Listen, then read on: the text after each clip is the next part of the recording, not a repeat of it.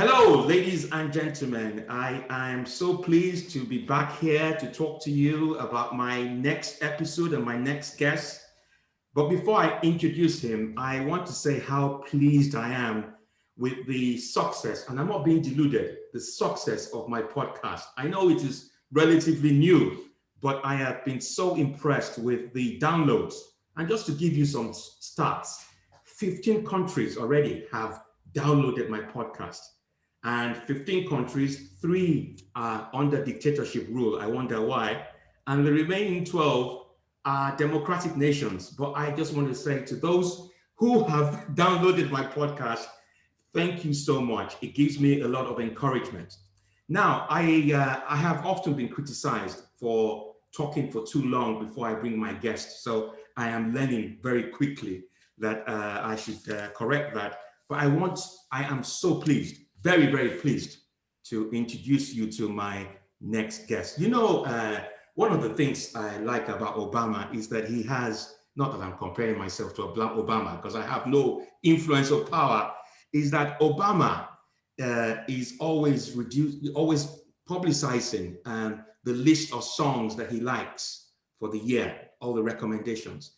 And I remember someone saying to me, President Obonjo, how do you relax before you go on stage? And nobody has ever asked me about the type of music I like to listen to. And I know, as you look at me as an African president, you expect me to listen to the likes of Afrobeat, you know, I Go Die, that kind of music. I was raised, for those of you who don't know, even though I am a Laf Republic citizen, before I got disillusioned about Nigeria, I was raised in Nigeria, but I was raised like an Ajebota. And I will explain what I mean by Ajebota. My father raised me listening to jazz music, El Clou, George Benson, Ray Charles, in Nigeria, believe it or not, where you had the likes of Fela, Felix Liberty. And some of you listeners might not understand what this actually means, but I always felt like an outsider in Nigeria because of the music I listened to. I never felt I fitted in at all. They called me the Ajebota, the Oyibo boy. You're so supposed to be back in England. Look at the sort of music you are listening to. When my boys were in Fela, my classmates were listening to Fela, I was listening to El Clou. Cut the long story short, I arrived in England in 1985, and I reckon probably about 3 or 4 years later, I was living in Hackney, and I walked into this shop in Dalston, and I saw this album cover.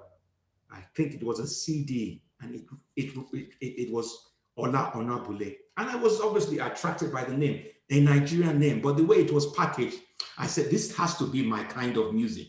It can't be, it can't be Felix Liberty or Chris Okotie. This has to be my kind of music. So I took it home and I listened to the music, and geez, I was not only pleasantly surprised, I told all my brothers and sisters, because we have such a large family, to say, yes, I think I found the El Clou of Nigeria, the George Benson of Nigeria. This guy is so good. And I followed him, followed his career. And then I remember going to watch him at Smolensky's. And I went to Smolensky's with a lady at the time that I was trying to impress, you know? So I went to Smolensky's, and this man made me propose to this woman when I got home after listening to his music at Smolensky's. And I married the woman, and so good for you. Good for you. Oh my good Lord. Yes. I don't know the extent of my powers. Yes, extent of your powers. So, on a serious note, I've always appreciated his music.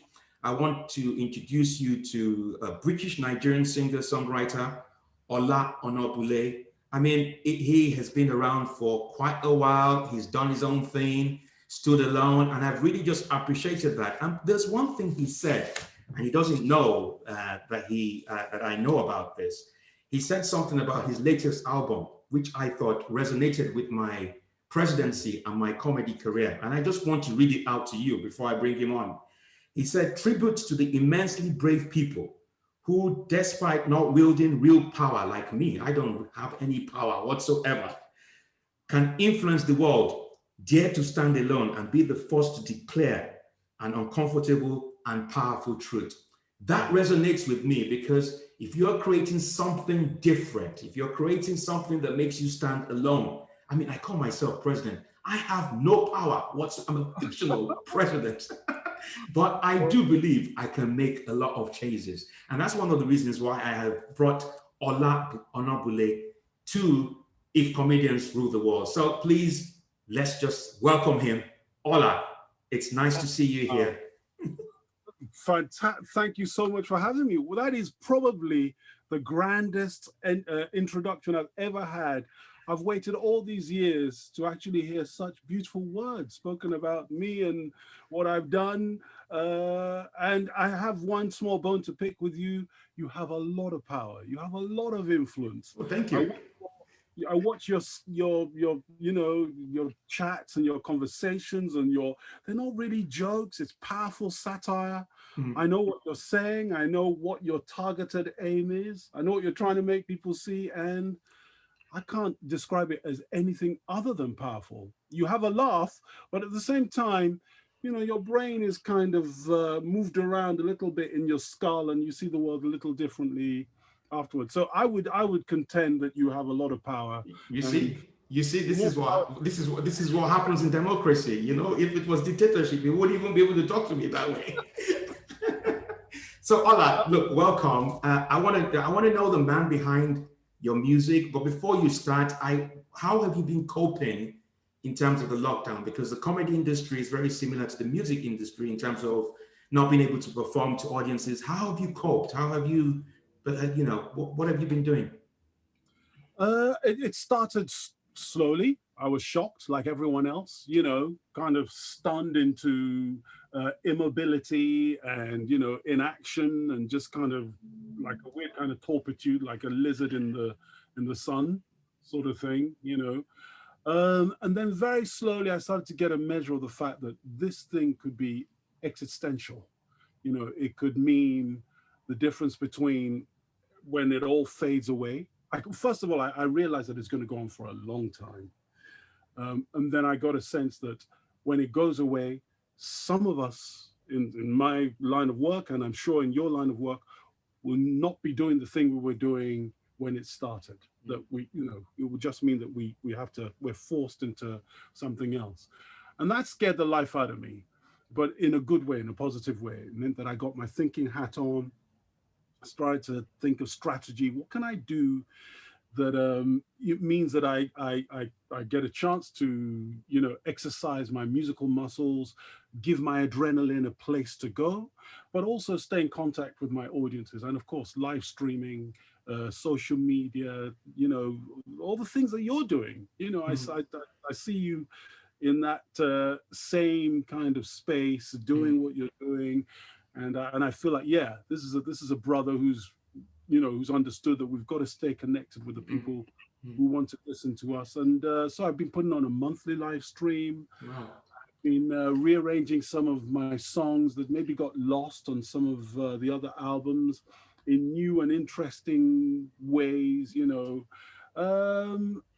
working on my songwriting skills, and trying to make sure that when I come up with a new album, that I find a new way of saying new things and all of that kind of stuff. So just trying to stay engaged and stay in it, and not give myself the opportunity to let my head start wandering into the dangerous, lonely, sad, defeatist places that I think sometimes artists can find themselves, because our brains are expansive. There's so many rooms we can wander into, and some of them we should just seal off and not go in.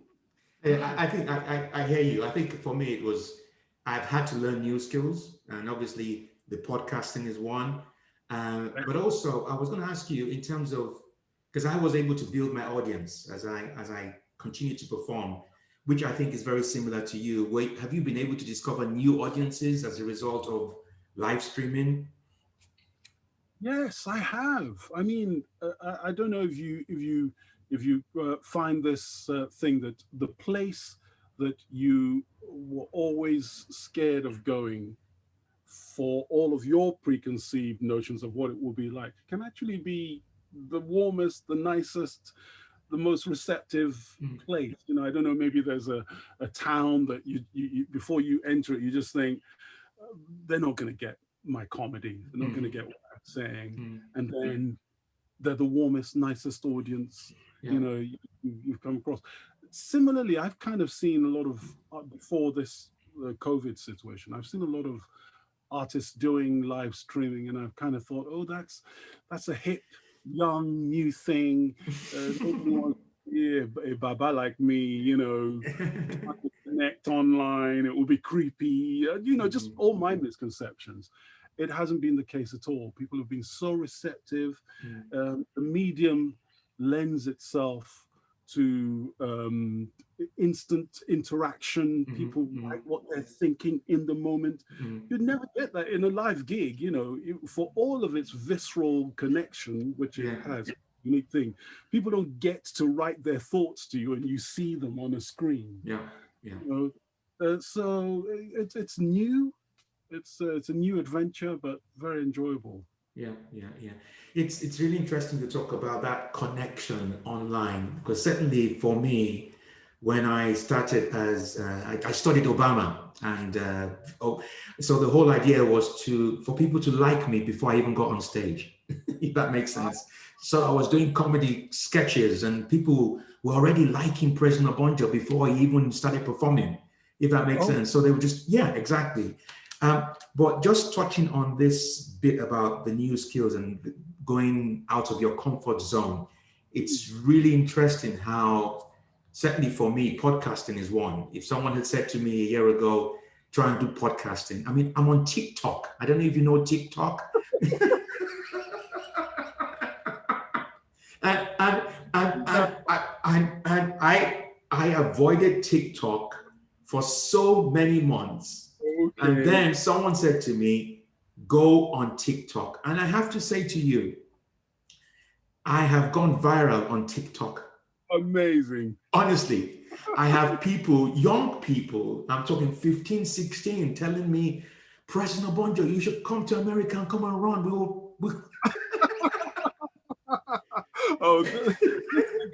Get out of hand. You know that, don't you? But the thing about it is it got to a stage. So just very briefly, what happened was I responded to the Boko Haram incident recently, where 33 farmers were killed. And I wrote on Twitter and I said, I think it's foreign powers that are to blame. And this 15-year-old at the time responded to me from TikTok saying, no, it's not foreign powers. It's actually Northern elders. I want to come and talk to you on your podcast about it. And we had a chat. And this guy sounded like a 21-year-old. So the point I'm trying to make is that the future audiences, we're already tapping into them through social media. They are the ones who will, if we're certainly I'm still going to be alive. They're the ones who are going to come to our concerts, comedy shows, because you've invested in them online. It's unbelievable. And then the other thing you mentioned about artists, and I'm sure it's the same with musical performance. A lot of comedians really felt really depressed by not performing.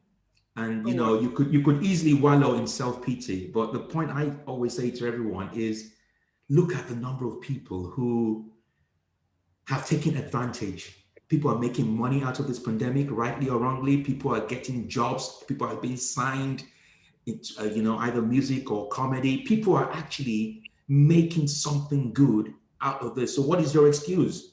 Yes. What is your excuse? Yes. Oh, absolutely. Absolutely. One of the things that my manager said to me was that, so what are the limitations to your creativity, and who's placing those limitations? When does it stop and why? What's the, assumed reason that you're creating in your mind for why it stop? It should be this amorphous, endless thing that you just keep expanding no matter what. And in fact, the more people are hemmed in by lockdowns and social distancing and all of that kind of stuff, the more they're going to need to consume what we do. They're going to want to be amused by us, entertained by us, made to think by us, hear music and all that kind of stuff. So now is your time. Step forward and do the thing you say you do. Okay, questions for you about your music. So Yes, sir. Ola Onabule, why jazz? Why? Tell me how it all began. What influenced you to go into that type of music, which I would say again is just brilliant. Just really, it's just mind blowing. Yeah, there's this song I used to sing at one point. My wife said, "Are you getting addicted to this song, The Heart of Lead?" I just Oh, was just yeah, but yeah, because I'm sure she won't mind me saying this. Before I met her, I had someone else, and it took a while for us to disconnect and just move on. And that music, that lyrics just resonated with me. And I used to play it a lot. And she said, okay, fine. It looks like you haven't forgotten this girl. So maybe maybe you should go back to her. Yeah. absolutely. But the music it's different. It's not what you would expect. I get it, and I don't know. I see that you have a lot of white audiences rather than black audiences. It's the same with my comedy. I get more white people appreciating what I do than black people. At one point, I remember going to a black gig and I did very well. And I said, guys, this is surprising. The first 5 minutes, you guys were not laughing. No wonder Michael Jackson wanted to turn white. Oh wow! Yeah, yeah. Know one of the things I absolutely admire you and all comedians for is the gall, the fact that you can say the thing we're all thinking, but no one would dare say. That you have people give you the license to say it. Yeah, Man, yeah, I yeah, love. yeah. We've got to do our spiel Mm. singers and come across like, hey, yeah, now I'm going to sing you a song. When really we're thinking something a bit more than that, but we've got to be, you know. Yeah. Uh, but in answer to your question, I was when you were talking earlier on, and you said your father introduced you to Earl Clue and George Benson, etc., etc. I was feeling a bit envious because my story was slightly different. My dad was very supportive of my love of music. He would drive me to choir practice and to talent competitions and all of that kind of stuff. We had the tacit understanding that I was going to be a lawyer, you know. So I came back to school here, and and I followed the script. I came back, went to school, finished school, went to law school, and I was doing that, and I was Oh. going according to the plan. And in my third year, the roundabout the last term of my third year, whew, I looked at the whole law thing. I'd failed a couple of exams, and all I needed to do was retake them, and then I was in. That's it. I'm there. And I looked at this whole thing, and I just thought, no, if I sign on the dotted line, that's me, a lawyer for life. And I knew that I loved music. So whilst I was thinking all of that stuff, I was one evening around that period of time, I was walking through the West End and I was singing to myself, which is what I would do all the time. I'd always be kind of singing, and I would be kind of scatting, just playing with Mm. notes, playing with sound. I didn't know what I was doing, but that's what it was called at the time. A guy was walking next to me, and he was looking at me, and I was like, Kilishile, who's this guy? What does he want? Who's this weirdo? And he's checking me out, and I'm thinking, okay, come on, you drop your arms, you think I'm ready for whatever this guy. He says, wow, so you're a jazz singer? Wow. I said, no, I'm not. I'm just making noises. He said, but you're a jazz singer. You sound like a jazz singer to me. I said, I don't know. Okay, all right, man. If that's what you think. He said, look, no, seriously. I'm playing a gig down the road at the Pizza Express. Uh, why don't you come and sit in with the band? Wow. I thought, okay, what's this guy talking about? So I went along. And true enough, he's there at the piano. He's the pianist with the band. And the guys in the band are like the top jazz musicians in Britain, you Wow. know. a guy called John Paracelli, a guy called Dave Lewis on sax, Ralph Salmons on drums. These were all the top jazz players. I sit in with them. They asked me to call a tune. I call a tune. At the end of the tune, the audience is going mad. The band's going, yeah, you want to come tomorrow, and all that kind of stuff. So I go in the next day and I drop out of law school. Wow. And I'm in with the band, and I'm working with the band, and someone gives me a real book and says, go and learn lots of jazz standards, go and do this, go learn, and all of a sudden, that's my life. So now I have to tell the parents. So now I have to tell the folks back home, and that was just, it was dramatic, it was crazy, it was scary.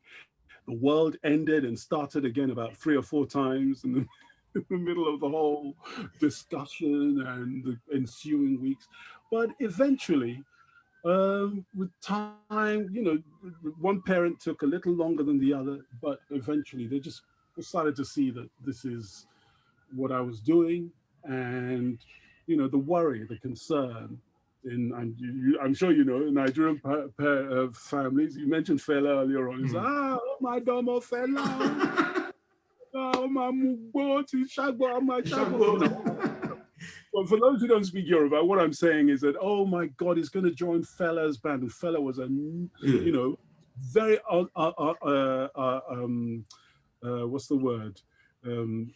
Not typical of a Nigerian in any way, shape, or form. He was a rule breaker in every way. Whatever the way the path of conformity was, he would go in the other direction. So the thought your parents would have back then is that, God, this kid is lost. He's going to be smoking a huge reefer everywhere, and he's going to have friends and all that kind of. And then, of course, they saw that I was leaning for a more, a different thing that was less about lifestyle and more about, figuring out the nuts and bolts of music. And the rest is history. Yes. It's interesting you mentioned Fela, because my mom now lives in the United Kingdom, and Fela was on TV recently. There was a documentary about Fela. I think it was last week. And my mom, even when I told her I wanted to be a comedian, she always said, Alawada, Baba Salah, Baba Salah, over my dead body. A clown over my dead body. So even she wouldn't let me go to Fela's shrine. It was 2 weeks ago, Fela was on TV, BBC. My mom called me and she said, Bankole, Fela is on TV. Make sure you watch him. I said, Mommy, me watch Fela. You didn't let me watch Fela. Now you understand the impact of Fela, and you understand the change, all the things. That's one of the reasons why you are in England, because the way the Nigerian government treated you. Now you understand what Fela was actually saying. And she said, well, I didn't know that. Bankole, that ties in with what you said a few minutes ago about, the audiences that we have and the constituents of the audiences that we have. I don't know what that is about, but sometimes having our people hear what we're saying is a little more difficult. I don't, for years I used to perturb me that I didn't have more Nigerians and Africans in my audiences.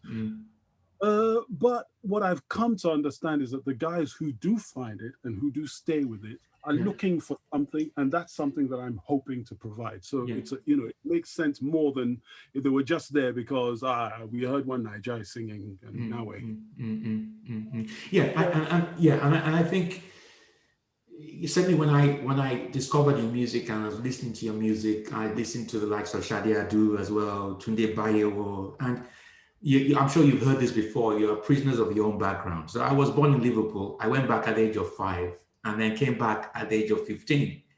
But whatever happened in Liverpool 5 years ago was what formed my foundation. Yeah, do you understand what I'm saying? So, and I have no regrets whatsoever in any shape or form.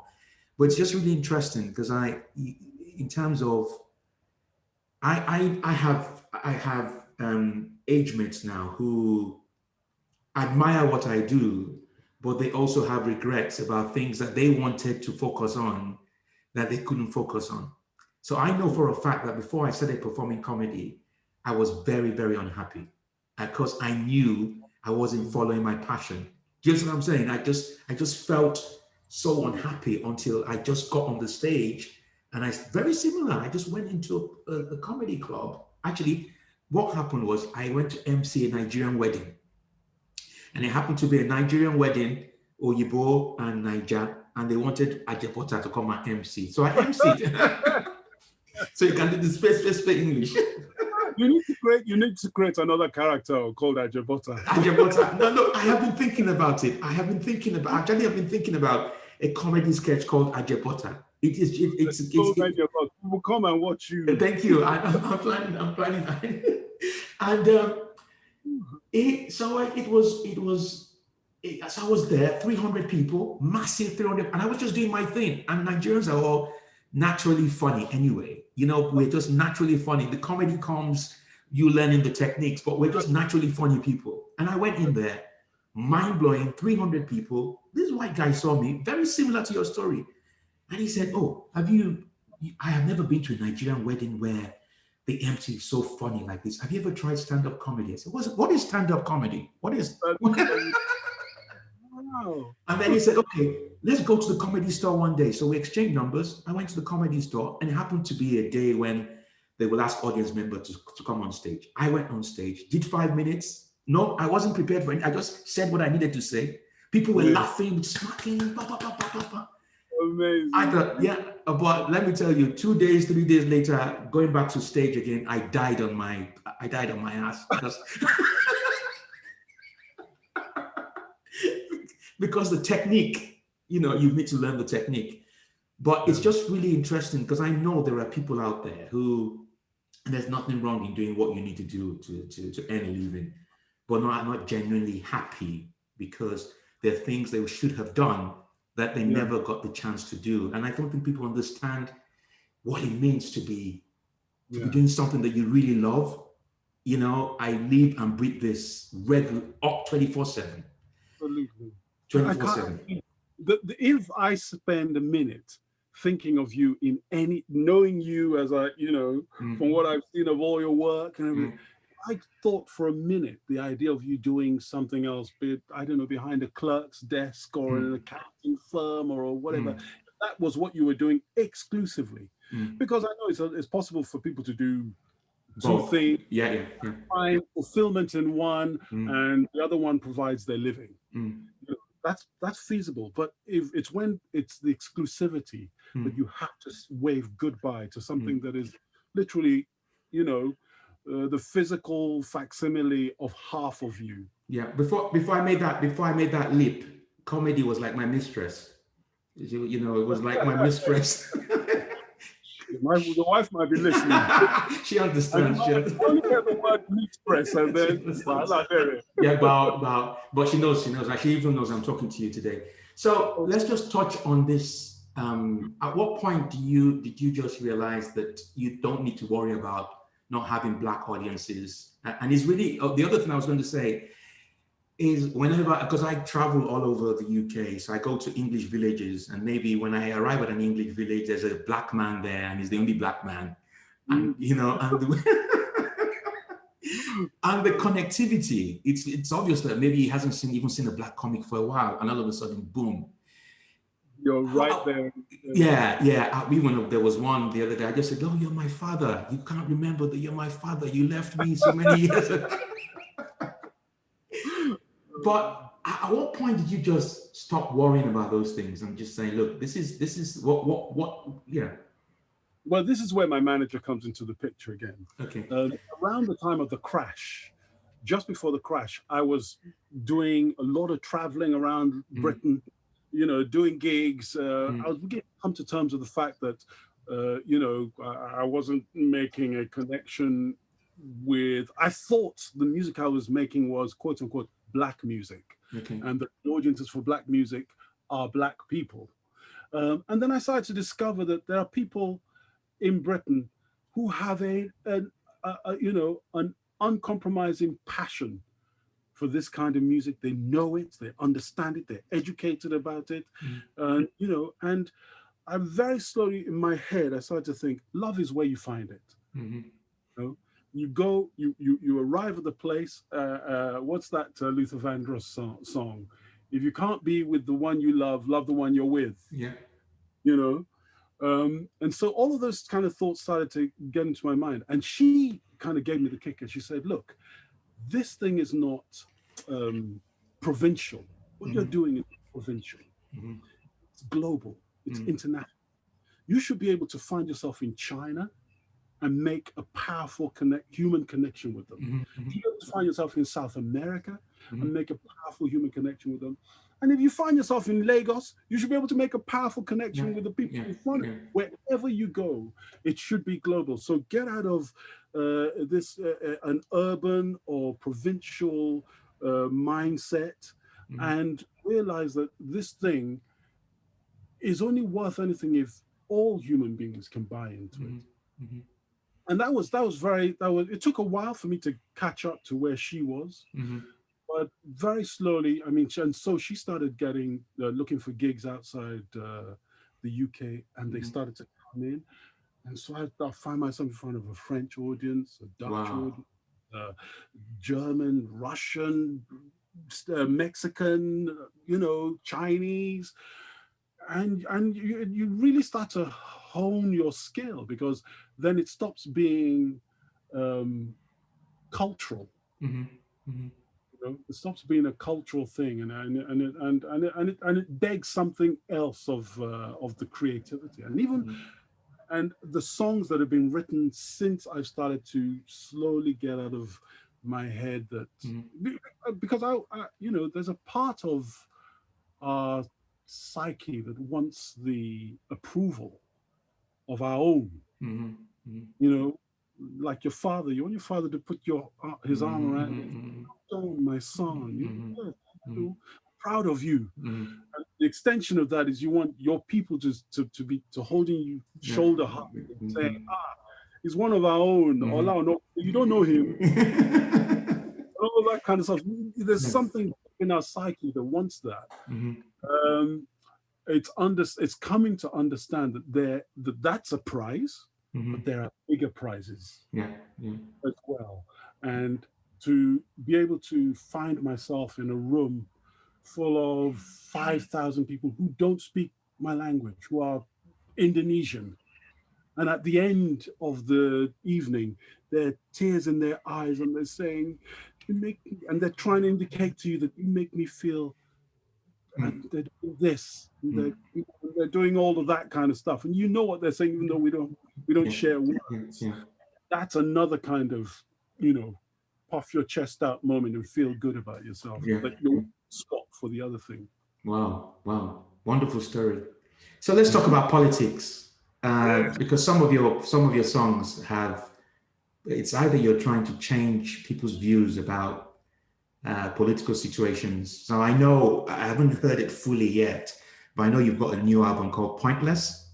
Yes. Yeah. Okay. So in terms of do you see yourself as like the likes of Fela, Bob Marley, in terms of changing people's perceptions or trying to change the way governments are run on a serious note, or is it just easy listening with some subtle messages? Do you see yourself as an activist or not? The crazy thing is, I tease my kids who think that I am the worst dad joker of all. I tell them of some mythical time back in the past when I was like a Dr. Love, Yeah. and I was able to just kind of make everyone in the room feel love because I was Yeah. spreading it and all that kind of stuff. Yeah. And that is because my dream, my fantasy is to write the ultimate album of love songs. Mm-hmm. But when I sit down to write, and this has happened now about maybe 6 or so of the last few albums, I'll start writing this, mythical, imagined love song opus that I'm going to write. You know, this work to defeat all works that I've ever done, all about love. And I'll get 2 or 3 songs in and start to realize that I spend the best part of my day talking politics. I love to debate politics, and I'm not putting it in the work. So very slowly, I'll build up a catalog of songs that are going to go on the next album, and find out that 2 or 3 of them were love songs, and 30 of them were political songs. Wow. So, so in a way, almost inadvertently, I end up, when I come to choose which of the 10, 12, or 14 songs are going to end up on an album, I find that the majority of them are political. And so that's how I've ended up being this person. But what you do, which is so artfully, skillfully, satirically, political, I admire that so much, because I don't give in conversations, I wouldn't give my political opinion. Well, you know, what's really interesting is there are 2 things to it. One is, as you rightly pointed out, when you're on stage, you have the license, even though the PC culture, you have the license to say what you have to say. But what people are beginning to get is, when they see me in uniform, they actually think, oh yes, he's the Idi Amin Dada of Uganda. Oh, he's the Abacha. But actually, you end up loving this dictator, and you don't understand why you love the dictator. And what I'm trying to do is to say, look, before these dictators were called dictators, these were people who genuinely wanted to make a difference and change. You know, they all fought for independence. They only called them dictators because they fell out with the West, because, you know, either because of currency or, you know, so many other things. They just fell out. They put them there and they fell out, likes of Mugabe, Gaddafi. Do you understand what I'm saying? Before they became brutal, these were decent people who genuinely want to... freedom fighters for their country. Yeah, exactly. And that perception is what the brutal is what I'm trying to eradicate. Say, look, actually, you can love a dictator. It's unbelievable. I remember my last gig just before the pandemic. This guy came to me and said, "You are the first dictator I'm going to like. I don't know why I like you." Oh God. Creating great tensions in that man's life. Yeah, exactly. But it's all about changing. For me, it's all about, the microphone is very powerful, and you use the microphone to change people's views about, especially about Africa. I mean, look at what's happening in the United States now. Is it not like Africa at the moment? They need your advice. Difficult period. You need to be consulting. But I need to be consulting. But so tell me, because this is really an opportunity for you to also plug your album to my listeners. So tell me a little bit more about your new album. How many albums have you done? I've done 9 for myself and 3 for other people. So okay. 12 full album projects over the years, but under my own name. Okay. This latest album is called Pointless. Yeah. And one evening I was on social media, just going through my feed. I think it may have been Twitter, but it was quite possibly Facebook. And as I scrolled past it, you know how it stops on something and then it starts to play. And this whole scenario unfolded in front of me, and it was the interior of a car. So someone in the car was filming, and the driver's in the line of sight of the camera. So you can see the driver of the car, he's got his hands, a black guy, dreadlocks, and a policeman comes up to the window, and there's a conversation that ensues. She's filming, and occasionally she's leaning in and trying to get involved in the conversation. Anyway, within a minute or so of watching this thing, the policeman, just pulls out his gun and just starts blasting away into the interior of the car. And, the inevitable tragedy, is revealed in front of everyone. But in in the kind of melee of it all, the camera's moving around, the woman screaming and the horror and panic and all of that kind of stuff, you see in the camera that there's a 3-year-old girl on the back seat. Or, there's a young girl. Then found out she was 3 years old. But there's a child in a child seat on the back seat.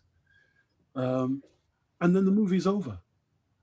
And I'm sitting there covered in sweat, tears in my eyes, almost like in some kind of weird PTSD type moment. Wow. Because I, all bearings of what's going on.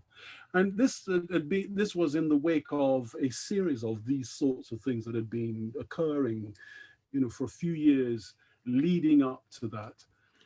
And it was so distressing. And just the sense of, this is enough. Wow. This is enough. So I started writing a song, and I wrote it from the perspective of the woman holding her dying lover in her arms and pleading with him not to leave her and her child behind. Stay with us, hang out a while. Don't go. What am I going? How can I face these people if you can't? If the three of us can't face them together, how can I, vanquish? That song, I wrote it that night, and within, I don't know, a month or so, I'd written about 30 songs. Wow! Because it was just pouring out of me. And so this is one of these situations where prior to that, I'd written 2 or 3 love songs. And I thought, this is going to be my love song. And they just got forgotten. They just got set up. And the album evolved, and that's the one that I called Pointless. And I called it Pointless because I first started writing about that situation. But then I started to realize that really what I'm writing about is, it's a philosophical question that I'm asking myself. What is the purpose of violence? Why are we so violent? Why are we violent to our brothers and our sisters? Or in fact, almost always more than anyone else.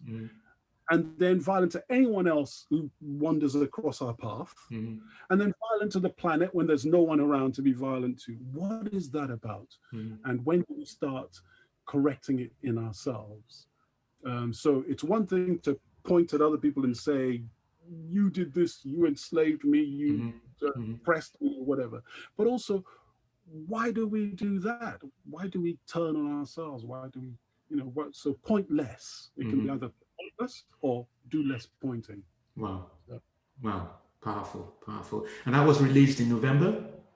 That was released in November of last year. Of last year. Oh, shit, last year. Yeah. Last year? Wow.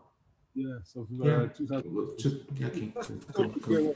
Yeah, you see, this is the thing with pandemic. You can't even remember what the day or time is. So honestly, it's like one of those sci-fi movies. Honestly. So, what are your plans for the future? Obviously, we now have the vaccine. I'm not going to ask you whether you're going to take the vaccine or not, but assuming the pandemic was over, live concerts again? Is that the plan? Live concerts again. There's been a lot of talk. A lot of people have heard the songs on Pointless. And it started like a whisper, and it started to build with a lot of people saying, these songs thematically all work together. Shouldn't it be a musical? And so a lot of talkers started, we're kind of writing a libretto and meeting with various people who might be a part of, the first beginnings of something that hopefully will exist in a year or so as a musical. So that's also another thing that's occupying my mind on the one hand. The live stream, as I said, is giving me joy. I do that every month.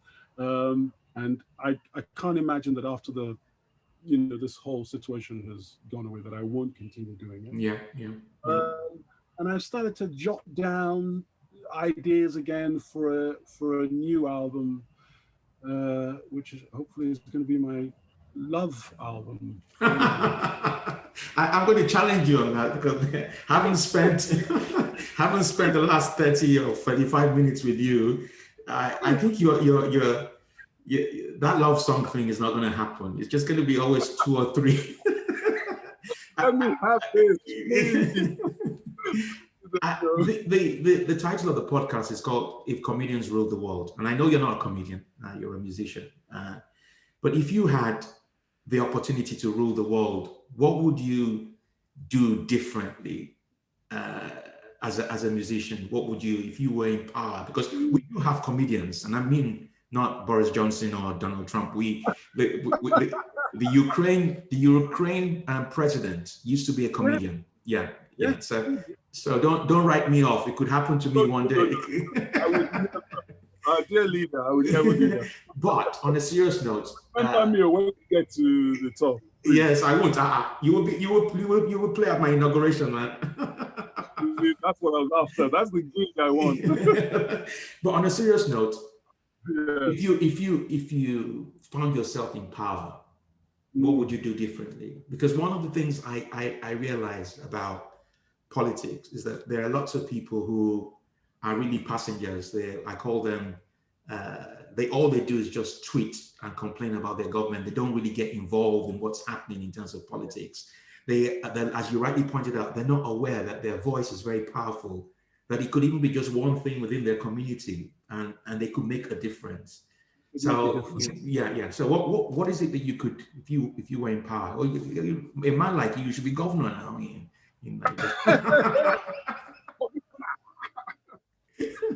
I have a feeling that that's how so many of those positions are, obtained. If someone just says, "A man like you should be governor now," and I think it doesn't need to be any more complicated than that. The guy just wakes up and just, "I'm going to be governor." Ola told me yesterday in his kitchen, "You should be governor." Yes, and now I look at myself. Yes, you should be governor. If I rule the world, I think information is the power that every single one of us should have. And when you listen to all of the misinformation and how easy it is for people to imbibe any old hocus pocus, forget the scientific or mathematical or statistical evidence in front of them, and just say, "Well, my auntie's uncle said that, when the aliens came, they dropped the COVID and the this and the that," and stuff. All of that stuff is really perplexing for me, because we exist in a world where people can live to the age of 70, 80 within a generation because of science and fact and maths and statistics, all that kind of stuff. So education would be my bugbear. Okay. I would be obsessed about making sure that everybody, was able to do empiric, reasoned thinking and observation and all that kind of stuff, and knew the classics and had a sense of their history and everyone else's history, rather than mythology and lies and all that kind of stuff. That would be my obsession. Well, going on. Look, it has been such an enlightening, an enjoyable conversation. I am quite honored, and I say that because I genuinely love your music, and I wish you all the best and success, continued success, and definitely when the pandemic is over and there's a live concert, I need to sit at the presidential area of your concert with my 6 wives. We'll clear out 3 rows for you. 3 rows. But thank you so much. But thank you so much. I know you're a busy man, so thank you for honoring me on this, and I wish you well. Thanks for having me. My listeners, I hope. Go on. Doing it. Say it again. I'm saying we absolutely love your work. Keep doing what you're doing. Look, I've said to people that dictators they die in office. So I'm so I don't pray it happens, but it's really interesting. You thanks for that words of encouragement, because certainly at this age, my mates at times think I'm going through some kind of midlife crisis. But well, yeah, definitely, because I just woke up one morning and I said I want to be an army officer. We're back to that again. Yeah, back to that again. But and interesting enough, just like your parents, they now, because they see, I was going to ask you, why is it that where it's when you get recognition that people then start to appreciate you? When you're actually struggling and doing all that stuff at the very beginning, it's like Akileshi, but boy, allow that. And we go for get girlfriend, go after my uniform, midlife crisis. Yeah, I just don't I don't understand. The question is to be asked, does the uniform do anything in that regard? Because I've been thinking about one myself. In terms of what? A uniform, does it does it improve anything? It's really interesting because before I became a military president, I was a civilian president. So it was only when I started wearing the uniform that it went up another level.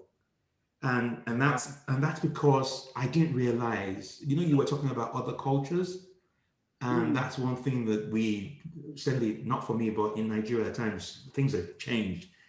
But because people knew Mugabe, they knew about Idi Amin Dada, people were so exposed. I mean, last week I had the opportunity to go to the House of Lords on Zoom just to present an idea.